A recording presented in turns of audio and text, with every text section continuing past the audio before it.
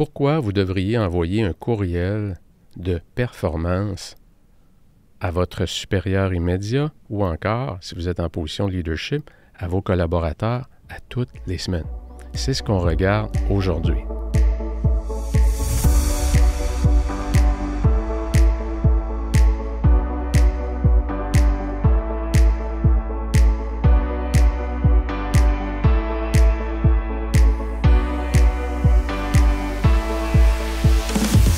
Vous allez me dire, oui, mais Pat, on reçoit tellement de courriels, pourquoi en envoyer un de plus? Parce que ce courriel-là qu'on va regarder ensemble aujourd'hui, c'est un courriel justement qui va vous éviter d'en recevoir davantage, qui va probablement même en éliminer plusieurs. Donc, c'est un courriel qui est très simple, qui ne doit pas prendre plus que 5 à 10 minutes à composer et qui va vous permettre d'éclairer la lanterne de tout le monde autour de vous et aussi faire ressortir qu'est-ce qui va bien dans l'entreprise. Alors, c'est ce qu'on regarde ensemble aujourd'hui. Première des choses qu'on peut se poser, ce que j'appelle un courriel de performance ou un courriel de clarification, on fait ça à quel moment? Bien, le meilleur moment, je peux vous dire, pour composer ce genre de courriel-là, qui, comme je l'ai dit, doit être fait de façon routinière, ça doit devenir un rituel. Je vous recommande très fortement de le faire le vendredi après-midi. Et ça devrait être quelque chose qui va clôturer votre semaine. Donc, la dernière étape de ma semaine, c'est quoi? C'est d'écrire mon courriel qui, lui, va partir quand? Le courriel va partir lundi matin. Donc, je vais aller dans mon application de courriel et je vais le programmer pour que le courriel parte peut-être lundi matin à 6h33. Peu importe l'heure que vous voulez, mais vous voulez quoi? Vous voulez que vos collaborateurs, que vos personnes autour de vous, en débutant la semaine, reçoivent cette communication-là qui est très, très, très importante. Donc, on l'écrit idéalement le vendredi. Pourquoi? Parce que le vendredi, la semaine est encore très, très fraîche dans notre esprit. On n'a pas eu le week-end où on a déconnecté complètement et là, le lundi matin, on revient. On est obligé de retourner voir dans le calendrier ce qu'on a fait la semaine passée, lundi, mardi. Ah, c'est vrai, mardi, j'avais fait ça. Alors que le vendredi, c'est beaucoup plus frais, c'est beaucoup plus facile à écrire. Alors, comme le courriel, il est simple, comme je dis, ça prend 5 et 10 minutes à faire. Qu'est-ce qu'il y a à l'intérieur du courriel? Bien, deux choses très, très simples. La première des choses que vous allez marquer, réalisation de la semaine. C'est le titre, tout simplement. Donc, à quelque part dans le courriel, réalisation de la semaine, mettez-le en caractère gras. Si vous voulez le mettre en majuscule, de couleur, ça a peu d'importance. Et là, vous devez en avoir combien, réalisation de la semaine? Je vous dirais entre 3 et 5, mais des choses qui vous semblent importantes à mentionner. Des choses qui vont peut-être faire ressortir, qui vont mettre les projecteurs sur un individu, une personne en particulier, qui s'est distingué dans la semaine et vous voulez le mentionner. Donc, on veut se limiter à combien? Un minimum de 3, un maximum de 5. Donc, j'appelle ça le top 5 des réalisations. C'est quoi les 5 choses? Si vous n'êtes pas capable d'en trouver 3, continuez à chercher. Ça va vous prendre plus que 10 minutes.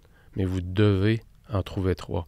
Si vous n'êtes pas capable d'en trouver 3, parce que ça l'a vraiment mal été, bien, regardez dans le chaos qui s'est produit, qui s'est distingué dans le traitement du chaos, qui s'est distingué dans la période difficile. Il y a toujours quelque chose à faire ressortir. Donc, l'objectif, c'est de commencer sur une note positive, faire réaliser aux gens qu'à chaque semaine, on accomplit des belles choses. À chaque semaine, on progresse. Donc, ça me permet vraiment de faire ressortir les belles choses. Le deuxième champ qu'on veut, parce que comme je vous le disais, ça s'écrit rapidement, ça prend 5 à 10 minutes, c'est quoi les priorités de la semaine prochaine? Il y en a combien? Je vous invite à vous limiter à 3, top 3. C'est quoi les 3 grosses priorités de la semaine prochaine? Et soyez court, soyez précis sur les attentes et posez-vous la question par rapport à la priorité que vous allez écrire, quelle est ma définition du succès? Je suis aujourd'hui vendredi, je suis en train d'écrire ce courriel-là. Je suis en train d'écrire c'est quoi ma priorité numéro 1, ma 2 et ma 3.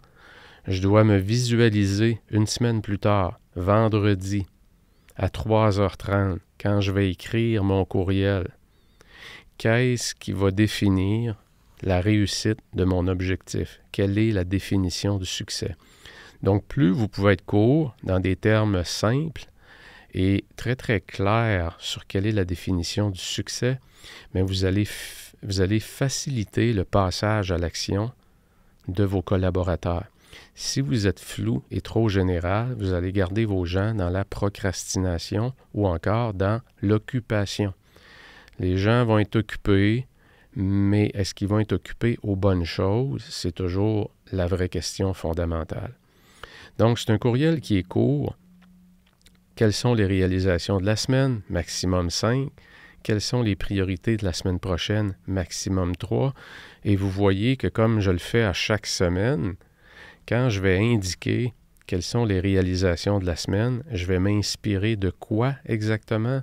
Bien, je vais m'inspirer de mes 3 priorités. Je vais être en mesure en même temps de leur dire « Hey la gang, on avait ces 3 priorités-là. La numéro 1, c'était ça. Je voulais féliciter Martine qui a vraiment pris le taureau par les cornes, nous a fait toute une démonstration de ses habiletés de communicatrice devant le client. Vraiment, chapeau. Je donne une note de 10 sur 10 à Martine pour ça. Et surtout, félicitations à toute l'équipe qui l'a bien supporté dans la préparation de la présentation. Ça fait partie de quoi? Ça fait partie de notre objectif ultime cette année d'augmenter nos ventes de 10 %. Exemple. Donc, j'ai un champ réalisation de la semaine. J'ai une deuxième catégorie qui est mes priorités de la semaine et j'ajouterai un point, c'est l'objectif ultime cette année. On court après quoi cette année? Y a-t-il une chose en particulier qu'on veut vraiment, vraiment améliorer? Répétez-le, martelez-le, écrivez-le dans des termes simples. Vous ne pouvez pas courir après 12 priorités. Si vous courez après 12 priorités à travers un courriel qui est trop long, vous êtes en train de dire à l'équipe qu'il n'y a pas de priorité. Donc, soyez simple, soyez court, soyez tout de pointe, comme on dit, et soyez clair dans vos propos. Je vous donne un exemple concret. J'ai envoyé un courriel à ma liste. Dans le fond, c'est ceux qui sont inscrits à la liste de courriels que j'ai. Et inquiétez-vous pas, j'envoie pas 15 courriels par semaine. J'en envoie pas très souvent. Mais j'en ai envoyé un ce week-end dans lequel j'indiquais que, évidemment, ce n'est pas un modèle, ce que je vous parle là, mais ça va vous donner des idées pour comment peut-être composer le vôtre. Dans lequel je dis, grosso modo, que la semaine du 5 février a été une semaine où j'ai atteint les limites de ma priorisation puis ma planification. Et parfois, il y a des semaines comme ça où on va vraiment à la limite de ce qu'on peut produire dans une semaine, malgré toutes nos bonnes intentions. Donc, j'indique qu'est-ce qui a bien été. Et la semaine passée, ma priorité numéro 1, c'était une conférence que je donnais le mardi, un groupe de planificateurs financiers. C'était une conférence sur Zoom devant 400 personnes. Donc, je voulais être sûr que j'étais, comme on dit, sur la coche. J'étais prêt, mon message était bon, mon message était clair. Il y avait beaucoup d'analogies, c'était simple à comprendre, c'était percutant. Donc, il y a beaucoup de préparation quand on se dirige à vouloir faire ça. Donc, ce qui a vraiment bien été, c'est quand j'ai eu fini cette présentation-là, ma définition du succès, c'est qu'en finissant ma présentation, qui a duré 1h30, j'avais plus d'énergie qu'au début. Ça, pour moi, c'est le signe ultime que tu as réussi ton travail quand tu as fait une présentation, que ce soit en présentiel ou en Zoom. Quand tu termines et que tu as plus d'énergie à la fin qu'au début, c'est parce que tu sais en dedans de toi, dans ton fort intérieur, que tu as donné une bonne performance. Donc, ma définition du succès était claire. Donc, si j'aurais envoyé, exemple, ce courriel-là à mes collaborateurs, bien, ça aurait été un bel exemple de quelque chose qui était une priorité la semaine passée, et qui a vraiment bien été. J'ai marqué aussi début de mon nouveau régime d'alimentation afin d'explorer la possibilité d'avoir un six-pack d'ici début 2025. Je ne rentrais pas dans les détails, mais ça a bien été. Pourquoi? Parce que pendant toute la semaine, j'ai débuté l'utilisation de l'application MyFitnessPal dans laquelle on doit enregistrer tout ce qu'on mange. Tout ce qu'on mange et tout ce qu'on boit est enregistré pour s'assurer qu'on n'est pas en surplus calorique. Évidemment, mon système de base dépense 1600-1700 calories. Plus j'ajoute à ça l'activité que je fais dans le jour, bien, ça va être le maximum que je peux consommer en calories. Si je vais au-delà de ça, qu'est-ce qui se passe? Je vais prendre du poids. C'est aussi simple que ça, c'est de la mathématique pure et simple. Mais pour arriver là, c'est long, c'est fastidieux de tout enregistrer dans une application. J'ai réussi à le faire, c'était une bonne nouvelle. J'ai marqué 4e semaine en ligne que je vais au spa le mardi en soirée avec Tracy. Une autre bonne nouvelle. Une autre bonne nouvelle, j'ai réservé le vol en mai pour ma prochaine rencontre Mastermind. Je fais partie d'un groupe Mastermind dans lequel je suis participant. Et j'ai tout réservé. Et un de mes objectifs cette année aussi, c'était aller visiter mon fils qui est à Victoria, en Colombie-Britannique, qui est dans la marine, qui vient d'être accepté d'un force spécial, d'ailleurs, qui a commencé son entraînement. Et je vais aller le voir. Je ne suis jamais allé le voir à Victoria. Donc, ça fait partie de mes objectifs. Donc, en réservant mon vol pour aller à mon meeting à Los Angeles, au sud de Los Angeles, sur le retour, je fais Los Angeles-Victoria. Je reste là 5 jours et Victoria-Québec pour le retour. Donc, c'est une bonne nouvelle parce que je suis cohérent avec mes objectifs, je suis cohérent avec mes valeurs d'être un bon père, de me rapprocher de mon fils. Donc, c'est une autre bonne nouvelle. Donc, vous voyez un peu le style. Je veux partager des choses, peut-être qui vont personnaliser mes messages, qui vont faire ressortir les bons coups de l'équipe, mes bons coups aussi, si je suis fier d'avoir fait quelque chose. Et je veux signifier à l'équipe aussi la semaine prochaine, comme leader, qu'est-ce que je vois comme priorité? Quelles sont mes attentes? Quelle est ma définition du succès? Et pourquoi ces priorités-là sont celles qu'on devra avoir la semaine prochaine comme équipe? C'est parce que cette année, voilà quel est le gros enjeu qu'on veut attaquer. Voilà quelle est la grosse destination cette année. Cette année, je veux augmenter les ventes, exemple, de 10%. Cette année, je veux qu'on reprenne notre place de leadership en termes de service à la clientèle. Peu importe c'est quoi, soyez clairs. Et choisir un enjeu ou une priorité, ça ne veut pas dire qu'on élimine les autres. Ça veut juste dire qu'on dit à l'équipe, cette priorité-là, je veux vraiment qu'on la prenne au sérieux et qu'on mette l'emphase dessus. Ça ne veut pas dire qu'on ne travaille pas sur les autres. Donc, soyez clairs dans vos propos, soyez très, très courts, précis, utilisez un langage très simple, des mots simples que tout le monde peut comprendre. Si vous voulez avoir un exemple vraiment concret de ça, écoutez mon podcast sur le courriel de Elon Musk. Vous allez voir que c'est rempli de pépites et d'enseignements. Peu importe ce que vous pouvez penser sur Elon Musk, qui a un leadership parfois toxique, c'est un bourreau de travail qui est exigeant. Mettez ça de côté, vos croyances qui viennent aussi de la presse, il ne faut pas l'oublier. Mettez ça de côté, allez écouter le courriel, ça c'est du concret. Allez écouter le podcast que j'ai fait sur un courriel envoyé par Elon Musk à tous les employés de Tesla. Vous allez y avoir plein d'exemples d'un courriel qui est simple, qui peut être compris par tout le monde, qui a un vocabulaire clair et qui est très, très clair sur on s'en va où et je vous demande de faire quoi exactement. Donc, voilà, c'est aussi simple que ça aujourd'hui. Je voulais le garder très court. Je pense que je vais battre mon record du podcast le plus court. Mais voici pourquoi je vous encourage à débuter ce rituel-là. Et je vous dis que je veux garder ce cours, mais laissez-moi vous donner peut-être rapidement en rafale des avantages d'appliquer cette technique-là, d'envoyer un courriel de performance à votre équipe. La première, c'est que vous allez débuter la semaine du bon pied. Non seulement vous, mais votre équipe aussi. La deuxième, c'est que vous communiquez le progrès sur les choses qui comptent.